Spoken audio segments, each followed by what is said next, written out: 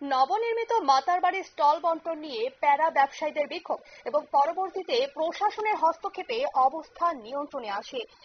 প্যারা দোকানের স্টল বন্টন নিয়ে প্যারা ব্যবসায়ীদের বিক্ষোভ এবং পরবর্তীতে তাদের সম্পূর্ণ বিষয় বোঝানো হলে তারা স্বীকার করে ভুল বোঝাবুঝির কারণে তারা বসেছিল এবং বর্তমানে স্থানীয় নেতৃত্ব এসে সম্পূর্ণ বিষয় বোঝালে গুরুত্ব সহকারে বুঝে তার সহমত প্রকাশ করেন। এ নিয়ে জানবো, আমাদের সঙ্গে রয়েছে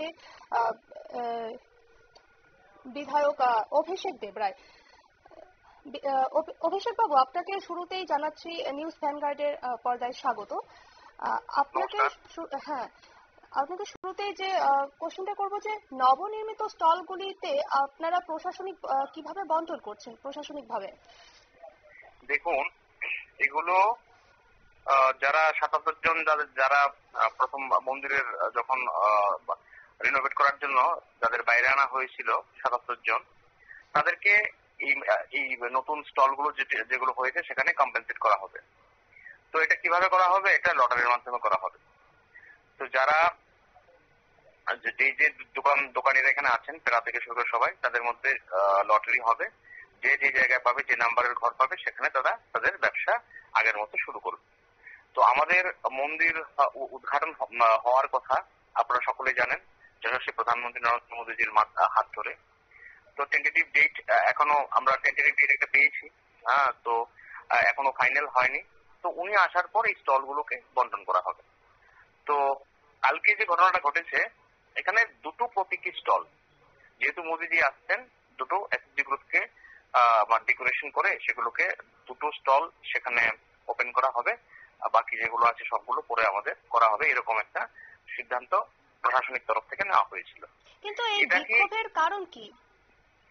এই যে দুটো স্টল, যেটা প্রতীকী হিসাবে মোদীজি যখন আসবেন তখন এই স্টলগুলো উদ্বোধন হবে, তখন এখানে যারা সমাজের মধ্যে তো সবাই ভালো চায় না, সমাজের মধ্যে তো সবাই একটা সেকশন আছে সবসময় চায় কিভাবে ঘোলা জলে মাছ ধরা যায়। তারা গিয়ে বিভিন্ন ভাবে বলেছে যে স্টলগুলো বন্টন হয়ে গেছে, স্টলগুলো এভাবে বন্টন হবে, ওইভাবে বন্টন হবে, মানুষকে মিসগাইড করেছে। বিশেষ করে যারা, আমি নাম নিতে চাই না, আমার নাম নিতে অনেক খারাপ লাগে, কারণ মার মন্দিরকে নিয়ে পর্যন্ত রাজনীতি ছাড়ছে না ওরা। তো এখানে রাজনীতি করার চেষ্টা হয়েছে। যখন আমাদের জেলার জেনারেল সেক্রেটারি উত্তম দে, ওনার বাড়ি ও মাতাবাড়ি বিধানসভার পঞ্চায়েত সমিতির চেয়ারম্যান শিল্পী দাস মহোদয়া এবং পিডিও মাতাবাড়ি, তারা যখন বললেন যে বিষয়টা তো এরকম না, বিষয়টা এরকম, তখন তারা তাদের ভুল বুঝে এবং ক্ষমা চেয়ে বলে আমরা ভুল করেছি, আমাদের ভুল বোঝানো হয়েছে। তো এটাই মূল ঘটনা। ইভেন আপনারা দেখুন, এটা যদি এরকম হতো, যখন কাজ করে তারা কি বলছে এটা কিসের কাজ হচ্ছে, মিডিয়া কোত্থেকে এলো, চার পাঁচটা চ্যানেল সেখানে চলে আসলো, that means it's a plotted game. এটা একটা প্লট করা গেম রচনা করা হয়েছে।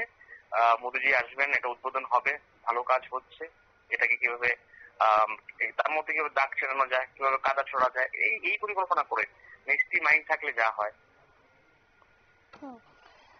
ধন্যবাদ অভিষেক বাবু আপনাকে।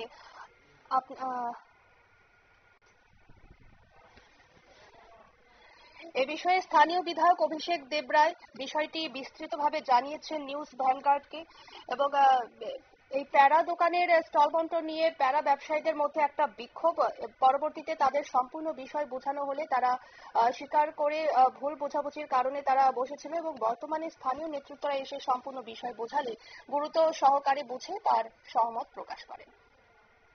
নিয়ে নিচ্ছি ছোট্ট একটি বিজ্ঞাপন, বিরতির সঙ্গে থাকুন।